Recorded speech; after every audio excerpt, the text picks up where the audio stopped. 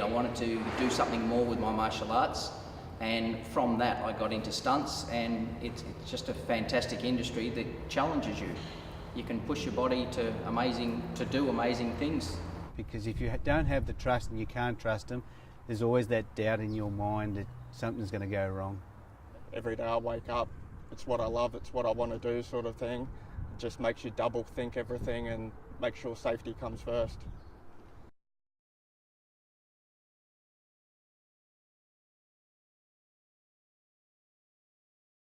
My name's Chris Kemp. I'm a stunt coordinator, safety supervisor and stunt actor with Real Action Design. Hi, I'm Sam Zangi and I'm with Real Action Design and I do stunt work part-time. G'day, I'm Kanga from Real Action Design and I'm a stuntie. Rad initially started towards the end of 2012, so that's when we first sort of started getting together and feeling like we needed to create something like Rad. Rad incorporates all kinds of action. We've got stunts, safety, we've got stunt personnel, all ranges of skill levels, and we also do special effects, armoury, so we try to cover every aspect of action. The most dangerous stunt I feel I've done was actually on a thing called the Silver Strand. It was a movie that was based around Navy SEALs. It was fairly early in my career, and we were doing a thing called a rock portage, where we're in an inflatable raft. There were 6 of us, and we had to time it to catch a wave and land on rocks. This was done down near Phillip Island. So it was pretty tricky, pretty hairy, and we didn't have too much control on what happened. If a big wave came, picked us up and slammed us into the rocks, there wasn't much we could do. So that early on in my career was pretty hairy. One person did get badly injured doing that one. So yeah, it was a pretty dangerous stunt. We're at the elements of Mother Nature and there's not much you can do. The most dangerous stunt I've ever done was probably a full fire burn while riding a motorbike. But then again, if all safety stuff's all prepared beforehand, it's a pretty safe sort of thing. Car crashes, like, things can always go wrong, but you just plan it before you do it. As a stunt coordinator, I have to assess people's abilities on anything we're about to do, whether it be just basic training or whether we're doing something a bit more challenging, a bit more dangerous, like high falls. Since I've been involved in the industry, the only major injuries and or deaths have been from high falls. There's been 3 cases where people have lost their lives doing high falls, so high falls is a dangerous thing. So as a stunt coordinator, I have to really make sure people's skill levels are up to what we're asking them to do. I don't want to be involved in any kind of situation where people are putting their lives totally at risk. We like to work well within safety areas. So high falls is one that I'm a little bit nervous getting new people to do, and yeah, we take every precaution possible. Heights doing falls is probably my weakness. I'm just getting used to that now sort of thing, because if you do fall wrong, it does hurt, and I've had back issues in the past with nerve problems. But then I paraglide, I'll abseil, I'll run forward down the sides of cliffs or whatever. So if I'm in a harness, heights are fine. If I'm falling, there's always a bit of nerve and cautious. What's going through my head when I'm doing heights? The most fear is probably getting up to the height. It's going through, am I going to land right? Am I going to slip? Is my leg going to get hooked on a bar, on a step? And then just at the last minute, before you take off, everything just goes to normal and you feel like you land, And yeah, we take every precaution possible. When we do things like vehicles, if you're inside the vehicle, you're harnessed, you're seat belted, it's not so bad. You've got a bit of leeway there. If you crash the car, yeah, you might get a few bumps and bruises. A little bit different if we're doing things like car knockdowns. That's when the car's driving at you and actually knocking you over. That can be a bit more hazardous. Just the fact that it's a 1-ton vehicle coming at you at speed can be a bit daunting for some people.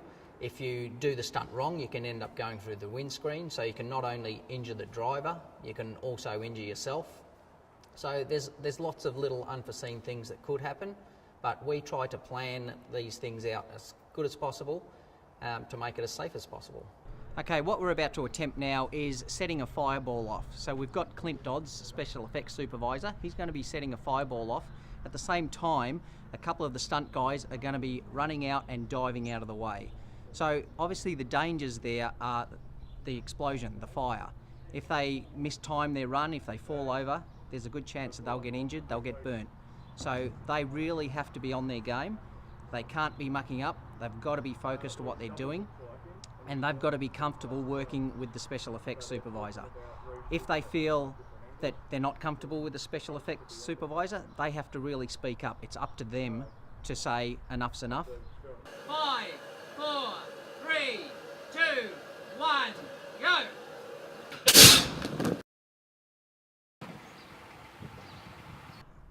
Don't really have any fear when I'm doing it, because for a number of reasons. One is that I'm focusing mainly on exactly what I have to do, and then with that and trusting Clint and Chris with what their role is in setting it off and the timing of it and that sort of thing, I feel completely safe. But my focus entirely is not on. I'm not even thinking about the fireball at all. In that hole, so I just whacked myself on the nose. That hurt more than the fireball. But so I've got to think about my steps, how many steps I'm doing, my actual physical position to get that right for camera when you're turning and doing like the look, shutting my eyes at the right minute, the fall, how I'm going to fall, that sort of thing. So my focus is, like, I'd say 95% on exactly what I have to do alone. So whatever happens, fireball wise or debris wise or anything, it's going to be out of my control anyway, but I do trust these guys. I've always worked with people I know, really. In the very beginning, I was working with a fellow that I just met at a couple of live shows, so he was actually the first person to set me on fire, which we did at home in my backyard. And I just had to put my trust in him. So it's a big trust industry sort of thing. You got to trust everyone you work with. In my case, I'm probably surrounded by people I work with all the time, and you get to know who you can trust. And like in a car situation, if you're relying on the driver, you have to have 100% trust in the driver or the person rigging up your rig to do the stunt. Yeah, I suppose they do worry, but they don't let me know that they worry, but sort of they just think, oh, I hope Dad doesn't come home hurt. Mainly, that's the main thing. But yeah, I suppose they do worry a bit for me. Watching Dad do all these stunts is like kind of worrying because he broke his leg once. Don't want him to break it again. Yeah, I have. I've broken my leg doing a practice at one of the night spots in Geelong, where we're using their facilities, and we'd been rolling downstairs all day and getting thrown off the stage, and that was fine until the last 5 minutes. Chris said, let's try one more thing. So I stood between two couches, and I gave cheek to one of the other stunt guys, and he come flying through with a high kick, and I was supposed to fall on one couch and he was supposed to fall on the other couch, and he landed and snapped my fibula. As far as injuries go, I've been fairly good. I've done cartilage damage to my knee. I've had lots of bumps and bruises, scrapes, loss of blood, but I haven't broken any bones or anything major. I've been burnt. It was second-degree burn, so it wasn't life-threatening, but yes, I have been injured on several occasions. Live shows, I've hurt myself a couple of times, broken collarbone and a broken ankle, which at times, broken ankle, it makes it a bit hard to walk around and do your everyday work sort of thing, and wasn't able to ride a motorbike for a bit and stuff, so that was pretty upsetting and stuff.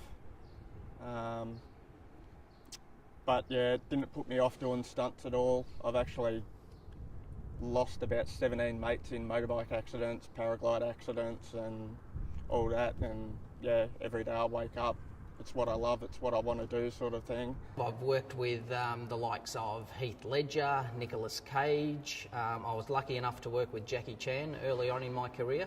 So for me, with a martial art background, that was a real highlight, a real pinnacle in my career. Game of Thrones is a pretty big show at the moment, and yeah, I worked with Noah Taylor from that last week, so that was pretty good. He was a nice guy to work with. The most known actor I've worked with was Tom Berenger in Nightmares and Dreamscapes, but I've also worked with Australian actors like Brett Kalimo, Hugh Jackman. He's a nice guy to work with. So I was in the Pacific. I did the night shoot at the Flinders Street station where I did the actual assistant safety there, and I made sure that all the actors and the cast and extras were all safe, because there was a lot of moving things that night. There was old cars, old trams, where the station was transformed into World War II. My favourite film to work on would be Mr. Nice Guy with Jackie Chan. It was just awesome to work with him. He is such a true professional. Him and his stunt crew are amazing. They're very open, and they help you, they encourage you, they nurture you. It was just a fantastic environment, and it's my field, martial arts and fighting, so it was fantastic. Favourite stunt?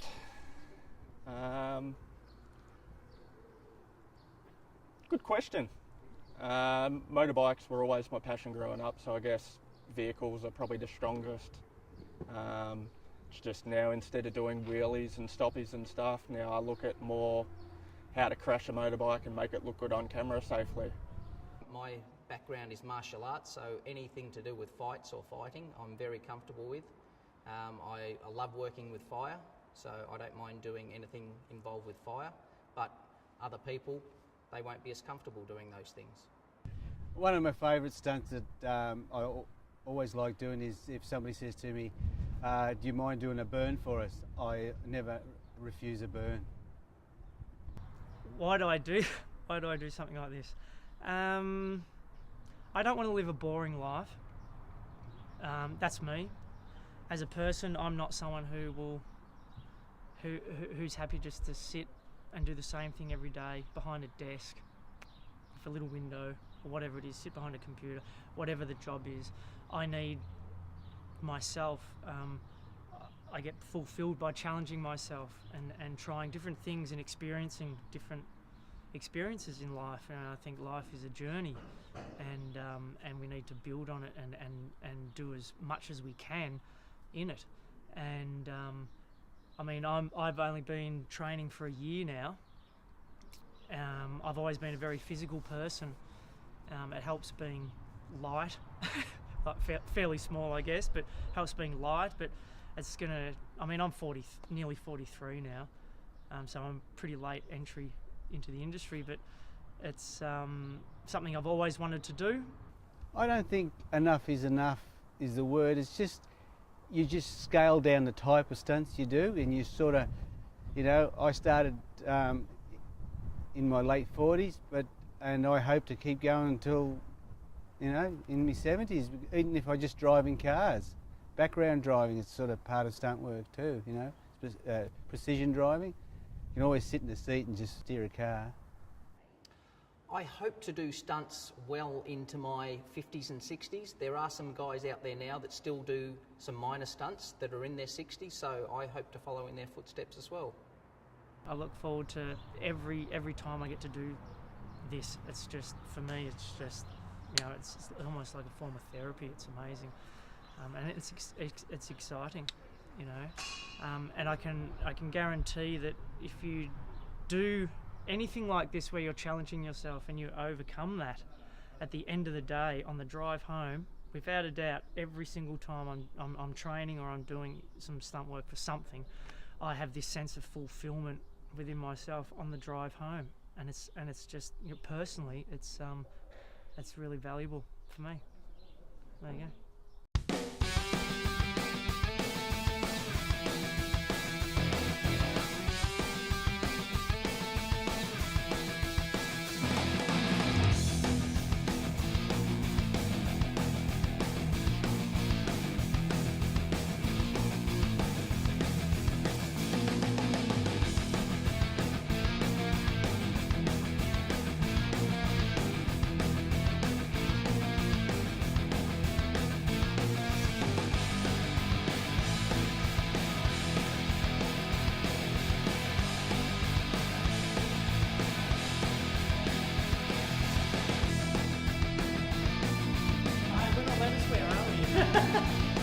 I don't even know how to swim.